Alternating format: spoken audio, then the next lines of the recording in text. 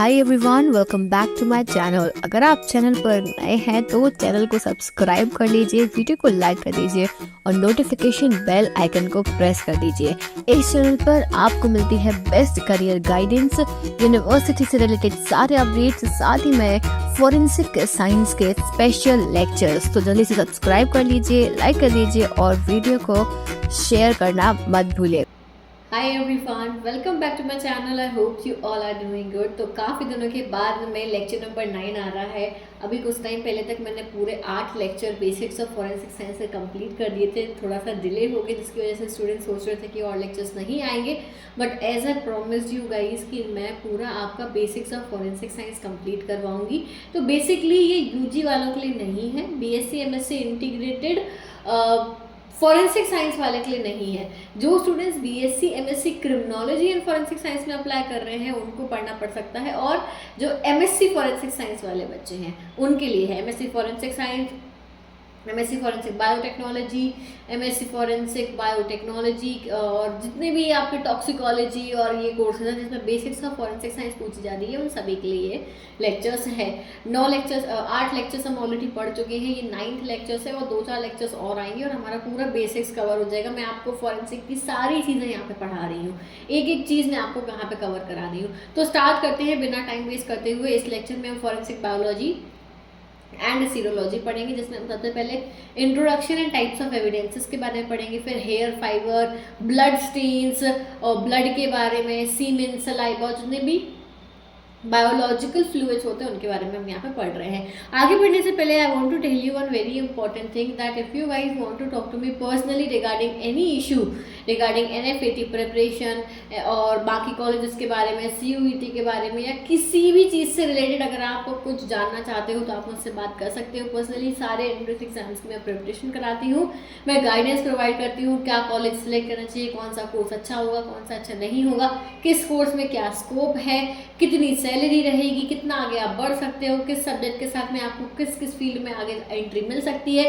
पूरी career guidance मैं यहाँ पे देती हूँ। तो आपको बस करना क्या है, डिस्क्रिप्शन में लिंक दिया हुआ है रजिस्ट्रेशन का, वहाँ पे जाके आपको रजिस्टर करना है एंड दैट इज इट। फिर आपका जो कॉल है वो शेड्यूल किया जाएगा, आपको ईमेल पे बाकी की डिटेल्स आ जाएंगी। तो मैं आपको सजेस्ट करूँगी कि आप फॉरेंसिक साइंस की फील्ड में एंटर हो रहे हो तो काफ़ी सारी चीज़ें जानना बहुत ज़्यादा इंपॉर्टेंट है, तो आप मेरी गाइडेंस ज़रूर लेना। Okay, moving forward, let's discuss the topics that we are going to discuss in today's lecture. First is introduction, types of evidence, blood stain pattern, semen, saliva, urine, fecal matter, hair and fiber. All these topics we are going to discuss in today's lecture. So what is forensic biology? Forensic biology is the application of biological sciences to legal investigation. That means we use the application of biological sciences. Okay, different applications. तो जितनी भी applications हम सभी का use करते हैं, techniques का use करते हैं लीगल पर्पस के लिए, ठीक है। It involves analysing biological fluids, tissues collected from crime scene and physical evidences. जितने भी हमें टिश्यूज बायोलॉजिकल फ्लूइड्स मिले उनका हम यहाँ पे इन्वेस्टिगेशन करते हैं। Now forensic serology, biology is different and serology is different. Biology and serology, in serology is the branch of forensic science that involves identification body fluids, जिसमें आता है आपका blood, semen, saliva, sweat, breast milk, urine, इन सभी को हम serology में डालते हैं, ठीक है। जितने भी बॉडी के अंदर फ्लूइड्स प्रेजेंट है उसमें सीरोलॉजी का काम रहता है। Forensic serology is the branch of forensic science that involves identification and characterisation of bodily fluids. These fluids include, वही सेम चीज़ लिखी है, कुछ भी डिफरेंट नहीं है, सेम चीज़ लिखी है। अब नेक्स्ट अब क्या क्या एविडेंसेस आते हैं इसमें, हम उसके बारे में डिस्कस करते हैं। जब हम टाइप्स ऑफ एविडेंस की बात करें, बायो सीरो कंबाइंड की बात करें, तो यहाँ पे सबसे इंपॉर्टेंट है ब्लड, ठीक है, खून। ब्लड वेट हो सकता है, ड्राई हो सकता है या स्टेन्स हो सकते हैं। पॉलन ग्रेन्स के बारे में सुना है, पॉलन ग्रेन्स जो प्लांट्स में होते हैं। लीव्स, डायटम्स जो पानी में पाए जाते हैं, ये भी आते हैं इसी में। फिर एंटोमोलॉजी, ठीक है, एंटोमोलॉजी में आपके जितने भी लार्वा, फ्लाइज, बी, बेटल्स, यानी कि ये जो एंटोमोलॉजी है इंसेक्ट की बात कर रहा है, एंटोमोलॉजी उनकी स्टडी बायोलॉजी में ही आती है। इसके बाद में सीमेन, ठीक है, सीमेन सेमिनल फ्लूइड जो मेल्स में प्रेजेंट होता है, वेट, ड्राई, स्टेन। फिर इसके बाद में फॉरेंसिक डीएनए टाइपिंग भी आपका बायोलॉजी का सीरोलॉजी का पार्ट है। फिर हेयर एंड बोन भी इसी में आता है, और saliva, urine, milk and tissues भी इसी में आ जाता है। नेक्स्ट, अब ब्लड क्या है भाई? ब्लड बहुत इंपॉर्टेंट एविडेंस है, ब्लड के बारे में डिस्कस करते हैं। ब्लड इस तरीका फ्लूइड है, connective tissue, fluid connective tissue जो कि पूरी बॉडी में सर्कुलेट हो रहा है, ऑक्सीजन डिलीवर कर रहा है and nutrients to the cell and tissues, delivering oxygen and nutrients to the cell tissues. Blood जो है हमारी बॉडी का 8% बॉडी वेट बनाता है। Blood makes up 8% of the body weight and an average adult, talking about an average adult has around 5 to 6 litre of blood. ठीक है, 5 से 6 litre blood होता है एक एवरेज ह्यूमन बीइंग में।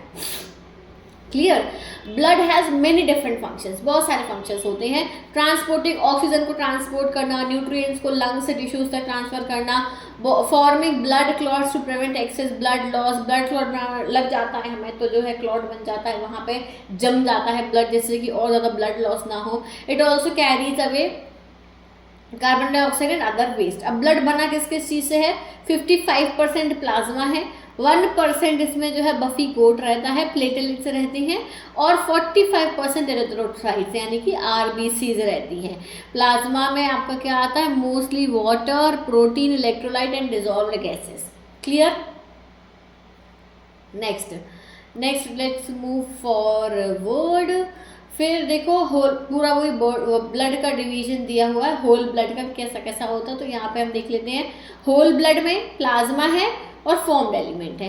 प्लाज्मा में amino acid, nutrients, protein, gases, electrolytes, nitrogenous base 1% था, ये याद है 1%। तो इसमें एल्ब्यूमिन, प्रोटीन्स में एल्बुलिन, ग्लोबुलिन्स और फिब्रिनोजेंस, 3 चीज़ें प्रेजेंट होती हैं।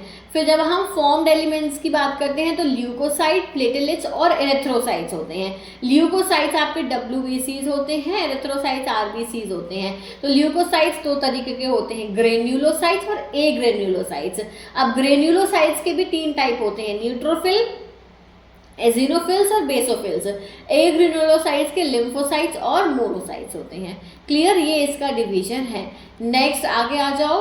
नेक्स्ट हम ब्लड स्टेन पैटर्न्स की बात करें कि अगर कोई क्राइम कमिट हुआ है, कहीं क्राइम सीन हमने देखा है, तो वहाँ पे हमें किस तरीके के पैटर्न्स देखने मिल सकते हैं। तो 3 टाइप से हमने यहाँ पे डिवाइड करें, पैसिव स्टेन, ट्रांसफर स्टेन और प्रोजेक्टेड स्टेन। ठीक है, तो पैसिव स्टेन में यहाँ पे बोला है पूल, हो सकता है कि आपको पूरा पूल के फॉर्म में प्रेजेंट मिले, खूब सारा पूल जो है ब्लड प्रेजेंट है, एकदम बह रहा है, पूल के फॉर्म में प्रेजेंट है। ठीक है, तो उसमें से क्या होता है, थोड़ा सा ब्लड जो है हम ऐसे करके 2-3 जगह से कलेक्ट कर सकते हैं। बहुत सारा पूल है, बहुत जगह फैला हुआ है, एकदम ब्लड है, थोड़ा सा इधर से ले लिए, थोड़ा सा इधर से ले लिए, थोड़ा सा उधर से, फिर उसको वाइल्स में पैक करके रख लिया। ठीक है, मान लो ड्रॉपलेट्स के फॉर्म में एकदम छोटे छोटे से ड्रॉपलेट है, तो हम स्वैप बना के ले लेंगे। स्वैप बनाया हमने, उस स्वैप को वाइल में पैक कर लिया। ठीक है, फिर ब्लड फ्लो है, बहता हुआ ब्लड है, तो अगेन आप क्या करोगे, अगर वेट है तो स्वैप से उसको कलेक्ट कर लोगे। ठीक है, वेट की बात कर रहे हैं। फिर ट्रांसफर स्टेन, स्वाइप्स, यानी मान लो हाथ में ब्लड लगा था, किसी ने से दीवार पर हाथ मारा तो वो बन गया वहाँ पे, तो अगेन स्वैप बना लो। और अगर वेट है तो स्क्रैप करके भी आप, सॉरी ड्राई है तो स्क्रैप करके आप, है ना, दीवार है तो स्क्रैप करके रखो, दीवार तोड़ के तो रखेंगे नहीं। फिर वाइपिंग, वही जो ऐसा किसी ने पोछा हो लेकिन वहाँ ब्लड रह गया हो, तो उस फॉर्म में भी आप कलेक्ट करोगे। फिर पैटर्न स्टेन हो सकते हैं, किसी के जूते में लग के रह गया हो, वो भी हो सकता है। फिर प्रोजेक्टेड स्टेन, ये जनरली जब किसी को गोली मारी जाती है तब मिलता है। लो वेलोसिटी से मारेंगे तो कुछ इस तरीके का मिलेगा, मीडियम वेलोसिटी से इस तरीके का मिलेगा, और हाई वेलोसिटी से बहुत छोटे छोटे ड्रॉपलेट्स मिलेंगे। देखो, ब्लड पैटर्न एनालिसिस और डिटेल में पढ़ना होना, अगर बहुत इंटरेस्ट आ रहा हो, लग रहा हो कि यार और पढ़ना है इसके बारे में, तो एक काम करना, मेरे वीडियोस डले हुए हैं, फॉरेंसिक बायोलॉजी एंड सीरोलॉजी के वीडियोस हैं, उसमें लॉन्ग वीडियोस में आपको सब कुछ मिल जाएगा। हर चीज़ का लॉन्ग वीडियो है, लेकिन हम बेसिक्स पढ़ रहे हैं तो मैं सिर्फ आपको एक बेसिक आइडिया दे रही हूँ कि क्या होता है फॉरेंसिक बायोसीरो में, कि अगर इससे रिलेटेड कोई क्वेश्चन आ जाए तो बन जाए। फिर देखो, अब जब ब्लड मिल गया तो हमको ब्लड में ना टेस्ट लगाने होते हैं। तो प्रीलिमिनरी टेस्ट होता है और कंफर्मेटरी टेस्ट होता है। प्रीलिमिनरी टेस्ट में हम ये पता करते हैं कि ये ब्लड है भी या नहीं। हो सकता है कि एनिमल ब्लड हो, या हो सकता है कि वो ब्लड हो ही ना, वो सिर्फ एक कलर हो, है ना, तो हमें ये सब पता करना होता है। तो प्रीलिमिनरी ब्लड में हम सिर्फ ये कंफर्म करते हैं कि वो ब्लड है या नहीं है। इसके लिए मैं 2 टेस्ट के नाम बता रही हूँ, बहुत डिटेल में नहीं जाना है। एक टेस्ट होता है आपका फिनोफ्थिलीन टेस्ट और एक होता है बेंजोडीन टेस्ट।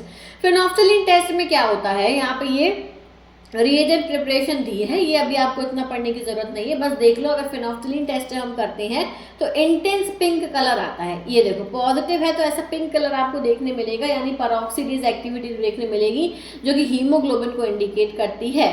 ठीक है, ये कंफर्मेटरी नहीं है लेकिन ये इतना बता रहा है कि हाँ यार हीमोग्लोबिन प्रेजेंट है यानी ब्लड हो सकता है। नेक्स्ट होता है बेंजाडीन TMB, ये भी सेम प्रीलिमिनरी ही है लेकिन ये कलर अलग देता है। ये आपको जो कलर देता है वो आपको इस तरीके से ब्लू ग्रीन कलर देता है। ठीक है, ब्लू ग्रीन कलर दे रहा है यानी कि हाँ ये ब्लड हो सकता है। कंफर्मेटरी में हमें अभी भी क्या करना है, कंफर्मेटरी के 2 टेस्ट होते हैं, टाइकमान और टाकायामा। नाम याद रख लेना भाई, ये टेस्ट के यही पूछे जाएंगे, टाइकमान और टाकायामा। टाइकमान टेस्ट में हम क्या करते हैं, एक स्लाइड लेते हैं, हम अपना जो ब्लड है हम उसका अपना वो बनाते हैं, सैंपल बनाते हैं, हम थोड़ा सा उसको हीट करते हैं, उस पर हमने स्लाइड लिया, ब्लड का सैंपल लिया, टाकायामा रिएजेंट डाला या टाइकमान रिएजेंट हमने वो डाला, हल्का सा हमने उसको हीट करा, उसके अंदर माइक्रोस्कोप के नीचे हमने कवर स्लिप रख के माइक्रोस्कोप के नीचे हमने देखा। तो अगर आप टाइकमान रिएजेंट डाल रहे हो तो आपको जो है ब्लू रोम्बे क्रिस्टल देखने मिलेंगे, और अगर आप टाकायामा रिएजेंट डाल रहे हो तो आपको पिंक फेदरी क्रिस्टल्स देखने को मिलेंगे। ये होता है, मैंने खुद परफॉर्म करा, ये बिल्कुल सही टेस्ट है, आपको ये देखने मिलेंगे। और ये आपने करी भी होंगे, अगर आपकी BSc फॉरेंसिक से है तो आपने किए होंगे, जिनकी नहीं है उनको ये पहली बार नया नया लग रहा होगा। बस ये कंफर्मेटरी टेस्ट होता है। फिर अगर हम सीमेन की बात करें, सीमेन पहली बात क्या है, सीमेन जो है एक ह्यूमन बॉडी फ्लूइड है जो ह्यूमन मेल्स में प्रेजेंट होता है, और जनरली जो असॉल्ट के सेक्सुअल असॉल्ट के केसेस होते हैं उनमें सीमेन जो है वो मिलता है। विस्किड म्यूसिलिजिनियस फ्लूइड होता है, फेंट येलो कलर का होता है, कैरेक्टरिस्टिक ऑर्डर होती है जिसे हम सेमिनल ऑर्डर बोलते हैं, ऑर्डर। ठीक है, सेमिनल ऑर्डर बोलते हैं। तो होता क्या है, इसका भी प्रीलिमिनरी टेस्ट होता है और कंफर्मेटरी टेस्ट होता है। प्रीलिमिनरी टेस्ट में हम एसिड फॉस्फेटेज टेस्ट लगाते हैं जिसमें हम सोडियम अल्फा नेफ्थाइल फॉस्फेट मेथड का यूज करते हैं। ये इसके रिएजेंट्स लिखे हैं, ये नहीं आपसे पूछे जाएंगे इतना डिटेल में, बस रिजल्ट देख लो। Positive result is recorded upon rapid development of purple colour. भाई पर्पल कलर जब बनता है तभी यहाँ पे सीमेन माना जाता है।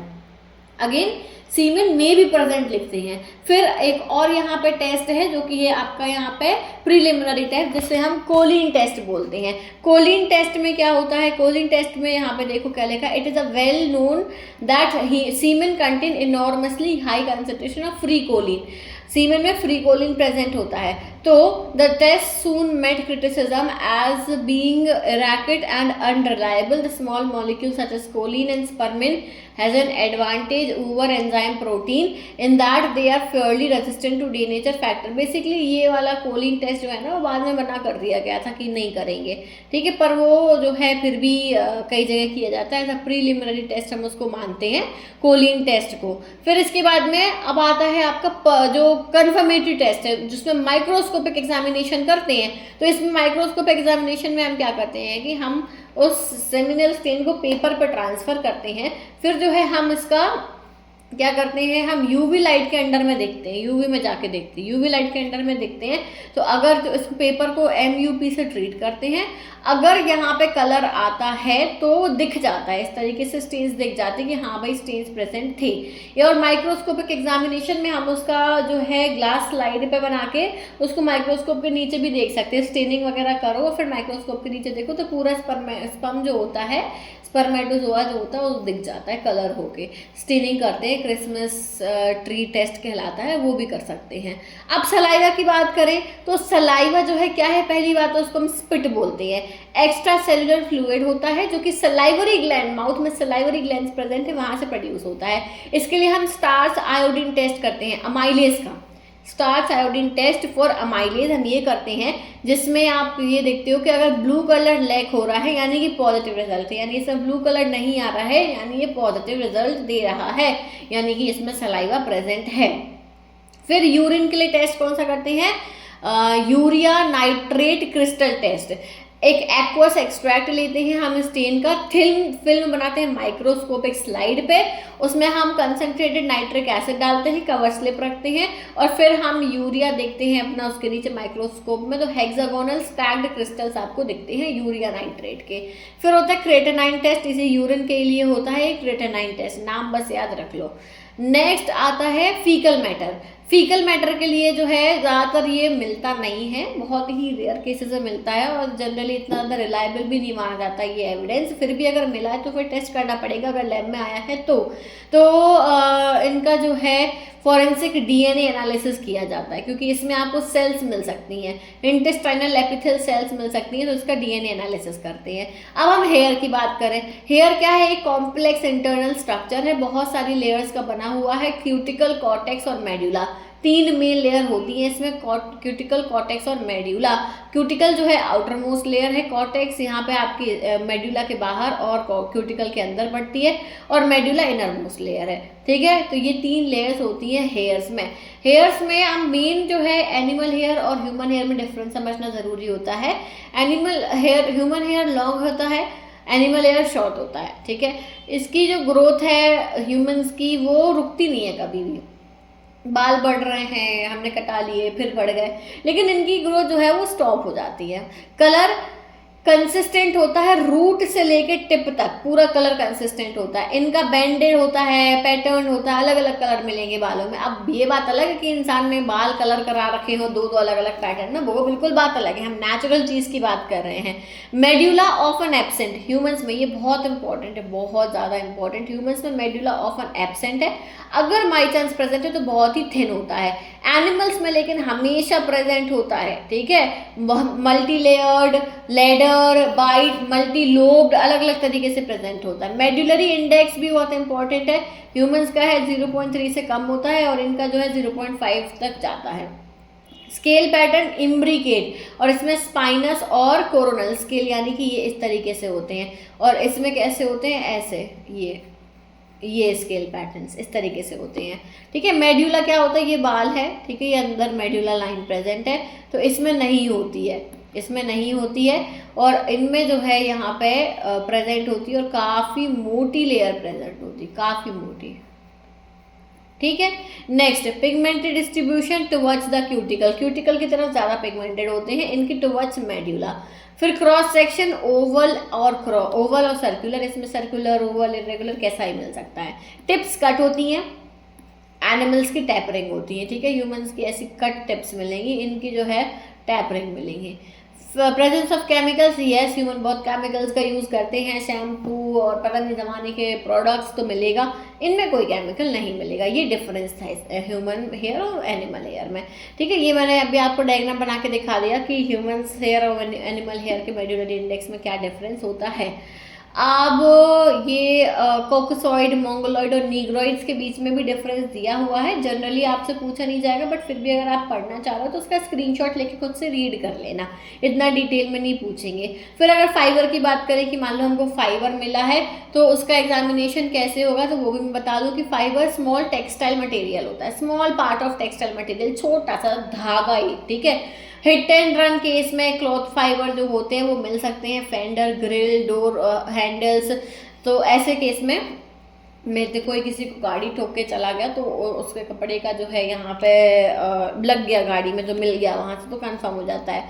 फैब्रिक इम्प्रेशन पैटर्न जो है उसको ऑब्जर्व किया जाता है, और फाइबर कलेक्शन जो होता है वो कलेक्ट करते हैं टेप या फिर वैक्यूम का यूज़ करके, ठीक बात। अब देखो फाइबर्स बहुत तरीके के होते हैं, नेचुरल फाइबर्स और मैन मेड फाइबर्स होते हैं, सिंथेटिक फाइबर्स अलग चीज़ हो गई। तो नेचुरल फाइबर्स में एनिमल फाइबर आता है, मिनरल फाइबर आता है। एनिमल में सिल्क, वूल, हेयर आ जाएगा, मिनरल्स में एस्बेस्टोस होता है। मैन मेड फाइबर में ऑर्गेनिक और इनऑर्गेनिक, ऑर्गेनिक में केवलर, पॉलीइथिलीन, एरोमेटिक पॉलिस्टर, ये सब आते हैं। और यहाँ मैन मेड में glass, carbon, boron, silica, carbide, ये सब होते हैं। एग्जामिनेशन कैसे होता है, यूवी विजिबल माइक्रोस्पेक्ट्रोस्कोपी का एनालिसिस करते हैं, पोलराइज लाइट माइक्रोस्कोप का भी यूज़ किया जाता है। इसके थ्रू आप शेप, साइज, थिकनेस, कलर, ये सब पूरा 3 डायमेंशनल इसका स्ट्रक्चर देखते हो, फिर पता लगाते हो। क्लियर। ये 5 क्वेश्चंस आपके लिए होमवर्क को है, आपको कमेंट सेक्शन में मुझे आंसर देना है। First question, in which phase of hair growth is the hair actively grown, कहाँ बनता है, कैटाजिन, टीलोजिन, एनाजिन या exogen. Next, which part of hair contains nuclear DNA, कहाँ पे होता है, कॉर्टेक्स, क्यूटिकल, रूट या medulla. In forensic examination which technique is commonly used to compare the physical and chemical properties of fiber, microscopy, spectroscopy, chromatography या radiography. Next, which of the following bodily fluid is commonly analyse in forensic serology, sweat, saliva, tear या mucus, सबसे ज़्यादा क्या use करेंगे। और last question, what is the primary component of blood that is use for serological analysis, white blood cell, platelets, red blood cell या फिर plasma. So that is it. एक और क्वेश्चन है यहाँ पे, वो भी आप देख लो। Which method is commonly use to detect the presence of blood at the crime scene, luminol, fluorescence, microscopic या PCR. So that is it for today. इन सभी 6 क्वेश्चंस का आप मुझे आंसर जरूर करना। हम ऐसे ही और पढ़ाई करेंगे। जनरल टेस्ट जो है आपका, जनरल नॉलेज, जनरल अवेयरनेस और रीजनिंग में इसके भी आपको क्वेश्चन जरूर लेके आऊंगी। Thank you so much for watching this video. See you soon in the next video. Till then take care everyone, bye bye.